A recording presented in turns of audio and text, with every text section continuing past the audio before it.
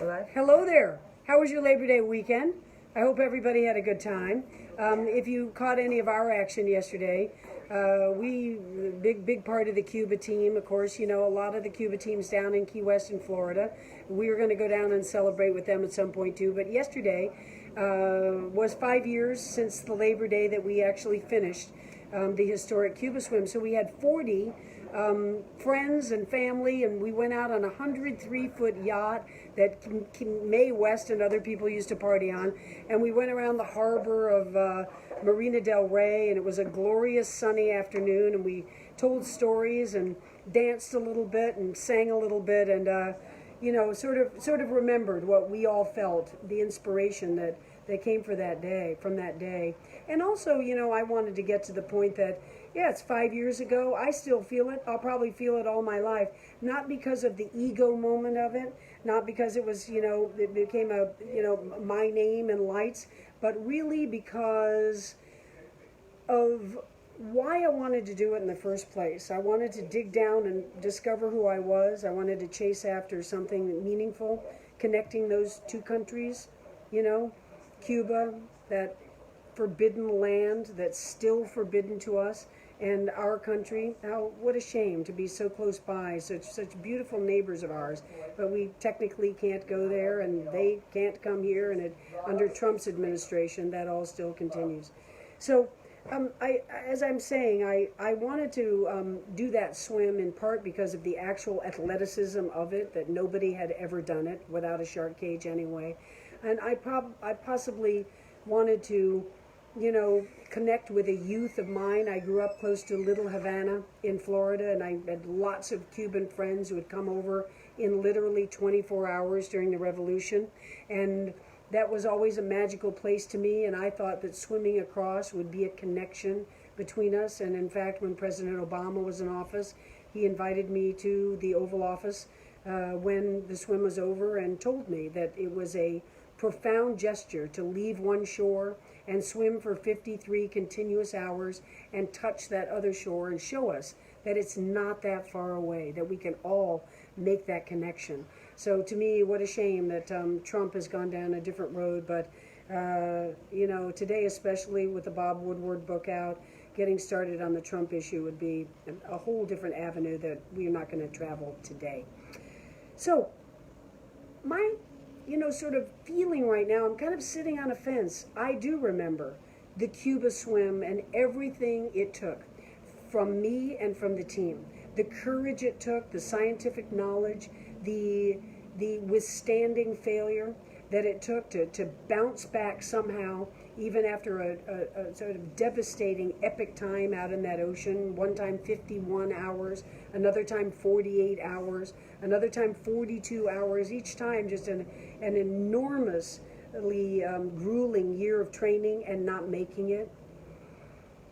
But still believing, having a resolve so far deep down that we're the smart team. We're going to develop a way to get through those deadly box jellyfish. We're going to find out how to get across that Gulf Stream that's powerfully traveling east while we're trying to travel north. We are not going to give up. We are never going to give up. And we're going to believe in the journey itself, even when we don't make it to the other shore. Even if we never make it to the other shore, we believe the journey is worthwhile, the friendships, and the sense of discovery. So yesterday and lately, I've been feeling the 5 years and still feeling all of those life values that were all behind the Cuba swim. And I'm no longer that marathon swimmer. I mean, maybe I always will be, but I'm not looking at a globe and finding the next blue water to traverse. Cuba was it. It was the swim of the soul, the swim of my heart. It's over, so I'm no longer chasing that dream, but I'm chasing other dreams. I'm chasing being part of the Me Too movement, which I am part of. But I want to be a leader. I want to help other people tell their stories, feel their power, be able to go after the lawsuits they should be able to go after, even, you know, years and years later. Everwalk is now in my blood.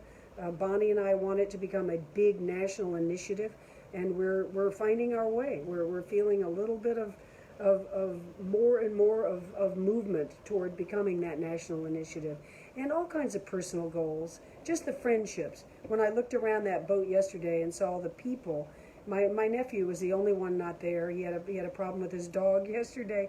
He had made the beautiful film, the documentary, The Other Shore, and he couldn't make it yesterday. But I looked around at everybody else, and that's a years and years worth of people loyal to each other, not just to me, but we to each other, real family. And so, it was a glorious day. And then, as I said, I'm kind of riding a fence. So there's all of that, the values, not the ego, not the triumph, the values. There's all of that. And I want all of those values to keep brimming inside me toward everything else I do till the day I die. And then there's the future. There's no Cuba swim. There's a not resting on one's laurels. There's looking forward, and it doesn't matter if nobody recognizes me and I'm absolutely anonymous walking through my day. I have to be, and I am just fine with that. I'm grasping on to the next dreams and putting all of my potential into the next dreams. To me, that's what makes me go to sleep at night with ease and even with joy. Each night is saying to myself, there's nothing more I could do. Every ounce of potential that I had to put into this day, I did put into this day. So, the point of our live session today, after my long-winded intro, is to check in with you. And, I think people come up to me all the time, like at speeches and appearances, and they say, I have passion, I have commitment, I have discipline, but I don't have the dream. How can I go out and act out all this passion and discipline if I'm not really inspired by something? And you know what I say to you? If you're feeling that way, I say that there was I wouldn't pretend to quote it in German or, translate it right, but Goethe had a quote. I used to have it on my desk for a long time in my 20s and 30s that has to do with the magic of beginning something. Some people say, I don't want to start that. I don't want to start going to the gym if I don't have a plan, if I'm not going to stick with it. I'm not going to start writing that novel unless I've got the whole thing mapped out or I've got a publisher. Well, Goethe says there is power and there's magic in beginning. Take that first step. There's no shame. I started a PhD. I didn't finish it. In the middle of it, I swam around Manhattan Island. My life changed. I went in a whole different direction. I've never sat around thinking, oh, I let myself down. I said I was going to do a PhD in comparative literature. That's Bonnie walking by back there. Hey, Bonnie, can you bring your doggie? Yeah. Bonnie just 5 days ago adopted probably the cutest puppy that ever lived, although, I had a puppy myself who's now 13. But wait till you see this one. His name is Mr. And he's cuddly. He's 3 months old, and here he comes. He's very photogenic. You're going to love him. Here he comes. Come right here, Bonnie. Here he is. His name is Mr. Here's Mr. He has blue eyes, and he's very sweet. He has to go now. I'm leaving it here with you. And he's a real puppy. He likes to bite everything. But anyway, where was I? Beginnings. Sometimes you don't know. You say, I don't know. I don't want to write a great novel. I don't feel like I'm not building a new business. I don't have a dream, but I don't want to sit around letting my life go by either. Start anything. Because that might not be the thing that you continue with. That might not develop into your dream. But you start something, you have power. There's a power, that's what Goethe says, in beginnings. Taking that first step, and you may wind up taking a whole different road towards something different. It's worth just beginning, just taking steps. And that discipline and passion that you have inside you will start to bubble, and it'll take you in the right direction. But sitting... and we say this at Everwalk, sitting's the new smoking. Sitting in every way, emotionally, physically, whatnot, leads you nowhere. Get up and move. Just go out and start. Take your first steps, and you'll get there.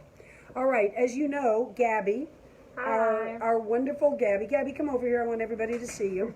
Gabby's a doll. This is Gabby Fish. Hi, Gabby. Hi. So Gabby was with us on the boat yesterday. She's sort of at the fulcrum of Everwalk and me personally, my career.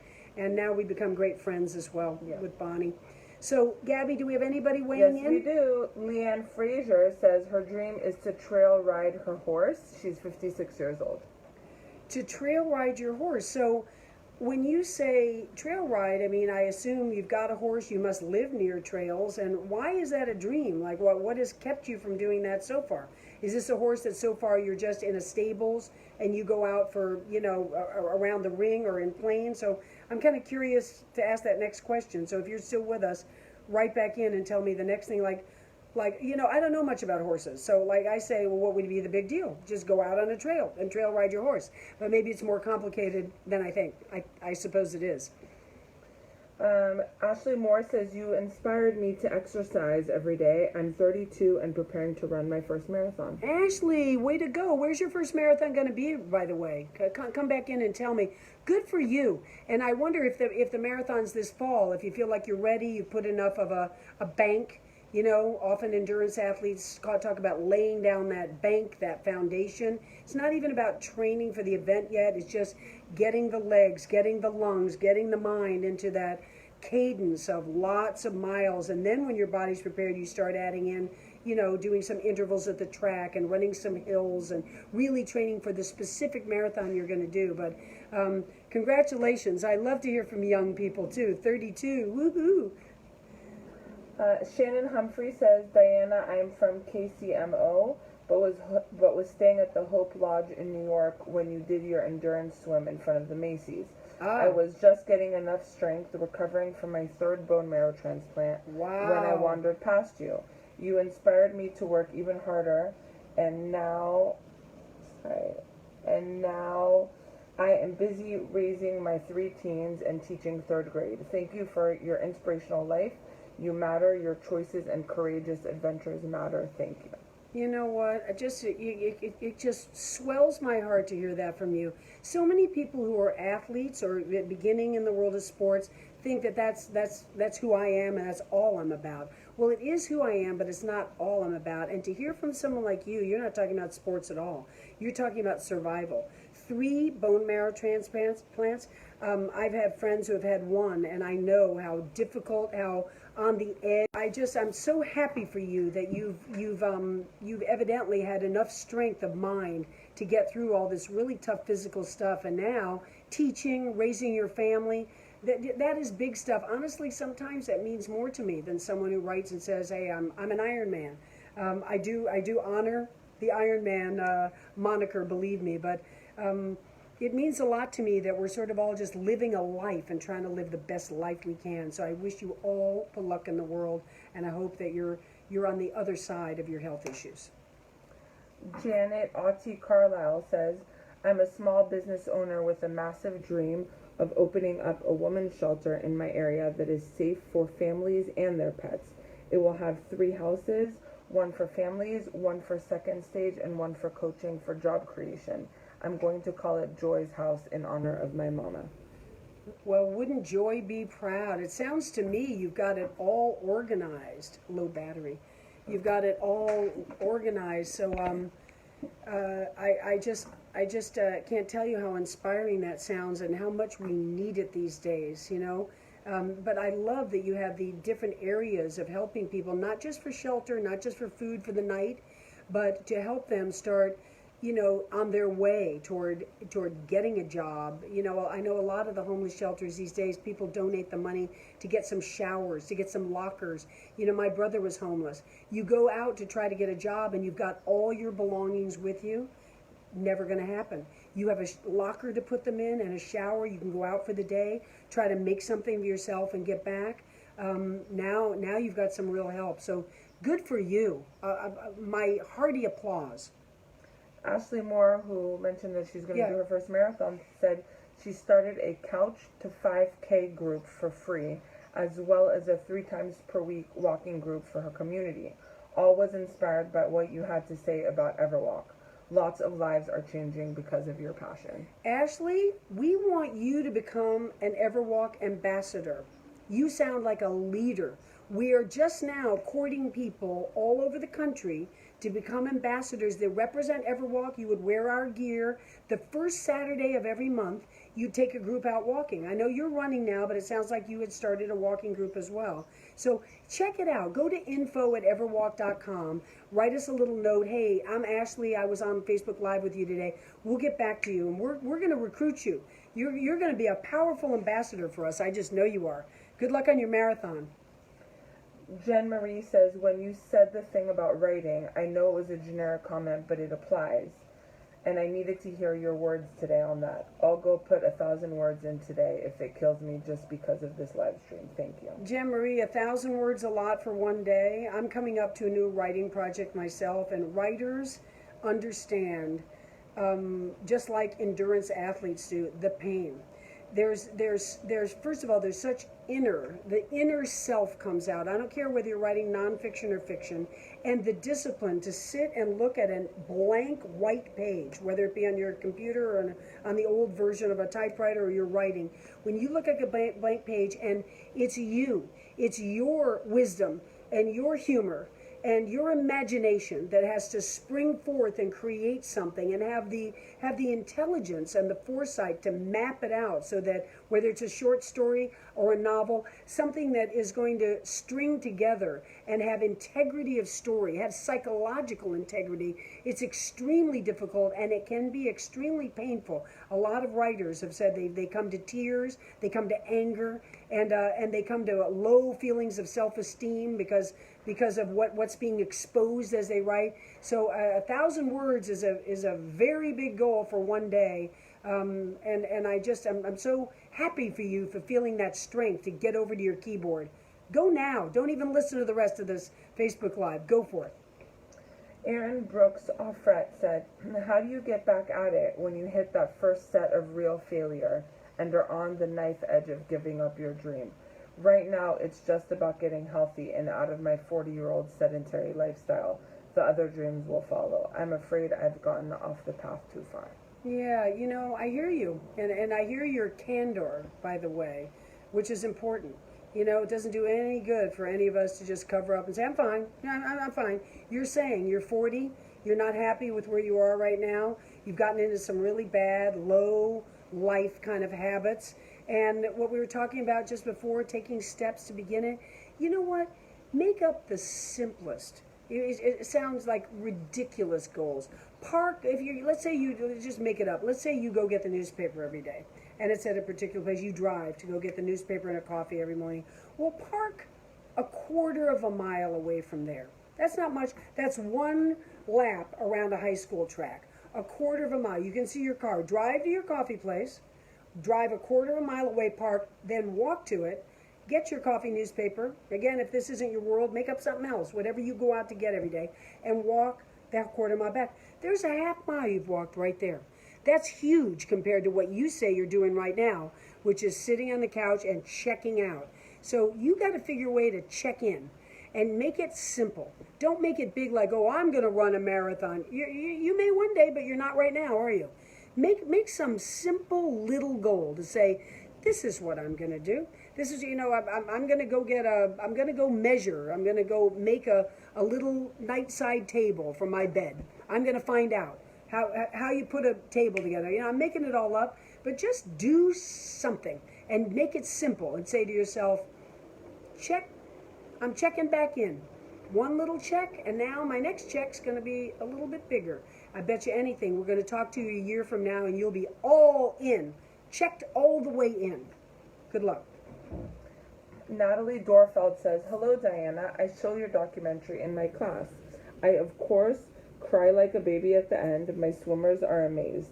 I love my job teaching college, but if I won the lotto, I would move out west and open an animal sanctuary for abused and neglected animals. I have 5 cats and one insane black-mouth cur now. Come to Florida Tech in Melbourne, Florida soon. Natalie, thank you so much. Next time I'm near Melbourne. I come to Florida a lot, but I haven't been near Melbourne lately. But good for you. And, I'm not sure why you say you'd come to California for that rescue. Why don't you do that rescue right where you are in Florida? I mean, it sounds like you're a great teacher. Thank you for your remarks on the documentary. Haven't seen the film for a while, but it's so funny to me when people know the ending and they still cry like you. So I appreciate that. But you know, all the people, Tippi Hedren and all the kind of famous Hollywood people out here who have their animal sanctuaries. First of all, they constantly need work. It's very, as you know, demanding, and a lot of times people give. It's a labor of love. So people give for a couple of years, and they hope somebody else comes in and takes their role, takes their job, because they just can't do it forever. You know, so if I were you, I'd check in with all those different sanctuaries and see if even part-time on your vacations from school, from college, that you could come in and start to get to know people, work with them. But I would think there's a lot of that work going on down in Florida, a lot of it. Anyway, I admire you for what you're doing, both teaching and your animal work. Shannon Humphrey, who mentioned the bone marrow transplant, said, "Thank you. I've had multiple myeloma. My doctors say I may actually be cured of an incurable cancer. Your words were so kind and supportive." Fantastic. Good for you. You know, we have to listen to erudite, medical staff. So when someone says incurable, you got to hear it, don't you? On the other hand, you decided to do everything. You decided to throw the kitchen sink. 3 bone marrow transplants. I've never heard of such a thing, honestly. So you decided to, not just hear the word incurable and say, well, what the heck, I guess that's it. Life is shorter than I wanted it to be, but that's it. You decided to fight, and look what's happened. I guess it's, in your case, that myeloma is not incurable.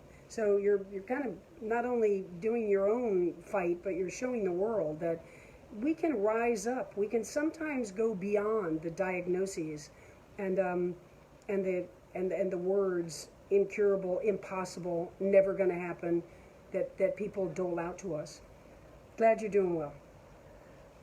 Gabriella Greco said, "I really just intended to listen today, but I received a message earlier and had to chime in. I met a young man named Aaron backstage at a Jackson Browne concert, of all places, a few months ago, completely confined to a wheelchair with some time use of his crutches. He too with CP. Since sharing with him all about you and Everwalk and what it has done for my life, he's been practicing every day a little bit each time with his crutches. He's determined to walk. What you're doing is so powerful and far-reaching." Gabrielle, here's the thing that we become a team. We have met you, walked with you, with what you went through since childbirth and your origins of CP, leaving you with some disability, to watch your strength and your smile like your mom wouldn't let you be confined to a wheelchair. That was a choice. She said, "No, Gabrielle, I know you. I know your spirit. You're not going to want to live this way." And you didn't. So walking is not easy for you, but you do it. I watch you walk around that whole reservoir of New York City, strong. And now look what you're doing. You come across a young man named Aaron who is let's just say, more disabled or more incapacitated than you are, and you show him what you're doing. And you take those steps and show him, and now he takes his little baby steps. It's just fantastic. I love to hear it all. I hope you're doing well yourself, Gabrielle. It's great to hear from you. We can start wrapping up by a comment from Cindy Ann. She said, "I joined late. Can you tell us about Everwalk?" Hi, Cindy Ann. How are you? Everwalk, we're in our 4th year. We're very proud of what we've done so far. We've led 3 epic walks already. First year was Los Angeles to San Diego, 134 miles. It's kind of like what Bonnie and I have assessed our particular group and what they can do. There are a couple people who are Uber walkers. They walked the entire Camino in Spain. They've walked the Inca Trail, South America. They could walk a marathon a day easily. We found that the majority of our population of walkers have to train for and find it difficult but doable to do 20 miles a day. So that's what our epics are. So the first one was Los Angeles, San Diego. The next year, we swept up the beautiful New England coast from Boston up to Cape Elizabeth, Maine. Lighthouses, little cobblestone streeted towns. It was just gorgeous. And we just finished, about a month ago, our 3rd epic, which this year was from the Canadian border down to Seattle. The beautiful, pristine air and evergreens of the Pacific Northwest. So Everwalk, in part, is epic.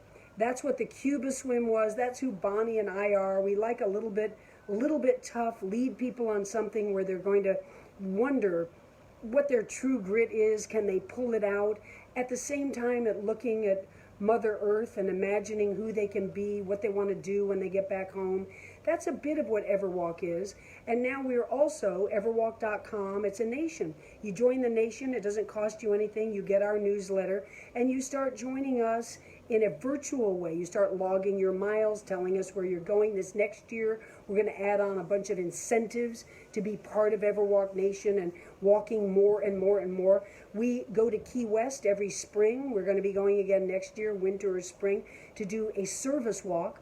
We walk every morning, 10 miles, which is a little shorter than what we usually do, but we save the afternoons to work for Habitat for Humanity. And as a matter of fact, just this Thursday, 2 days from now, one of the houses we worked intensely on belongs to a woman named Ellie down in Big Pine Key. Her house is finished from Hurricane Irma damage. She's going to be close to a year out of her home, and now she's back in, and we feel the pride of having our whole team of Everwalkers work on that house every afternoon for the small week we were there. So we're doing a lot of things. We have ambassadors all over the country who lead the first Saturday of every month, and we do a Facebook Live session with them. From Washington, D.C. to Seattle to Boston to Florida to Texas. And we check in with them. Who you got walking with us today? What's the walk you're going to do today? While Bonnie and I lead a walk here in L.A. So we're doing a bunch of things with Everwalk. We are going to launch a 110.86 mile club. That happened to be the distance of the Cuba swim. We're going to make it a walking goal for people to achieve in a month or in 2 months or whenever they achieve it. So we're doing a bunch of stuff. Check us out on Everwalk. And Cindy, I really appreciate your asking. Everwalk. I just love the name. I love to sit back and hear it. I just posted a link while we're talking right now to Cindy, so everybody very can see nice, it. very nice. Thanks, Cindy, for asking, and thanks all of you. You're just living your lives large. You're inspiring me today. Thank you very much. A comment from Emilia Rogowska. She said, "You are my idol. I think of you every time I come across something difficult to do. I promised that I would quit smoking if you make it. I watched and followed all of your attempts. I jumped up and down screaming at the computer seeing you at the Florida shore. Then I realized I have to keep my promise. I have been smoke-free for 5 years." Amelia, unbelievable. I have two best friends in life. One is Bonnie. She was just here with her puppy a minute ago. The other is Candace, who turned 70. She's a young 70. She's together, brilliant mind. She's been smoking since the age of 20. I know how tough it is. I've been told. It's tougher than crack to quit smoking. And she's still smoking. I don't think there's nothing on this planet that could make me happier than if I were to hear that Candace quit smoking. So I know how tough it is, Amelia. I can't believe you stuck with your promise. And I'm gonna make sure Candace tunes into this after work today and replays it so that she can hear your strength and your inspiration. Good for you. And I'm so proud of people say, "Hey, Diana, did you inspire anybody to go swim the English Channel?" I could say, "Yeah, maybe," but I inspired Amelia to quit smoking. A better goal. Congratulations. Okay, everybody? All right, well, I guess we're heading into what they call fall. I think technically fall doesn't start till September 21st, but Labor Day's over. We're not supposed to wear white anymore. I don't believe in that. But we're on to a new season. I hope you guys had a wonderful, rich, fun vacation days, some of it at least summer. And thanks for tuning in today.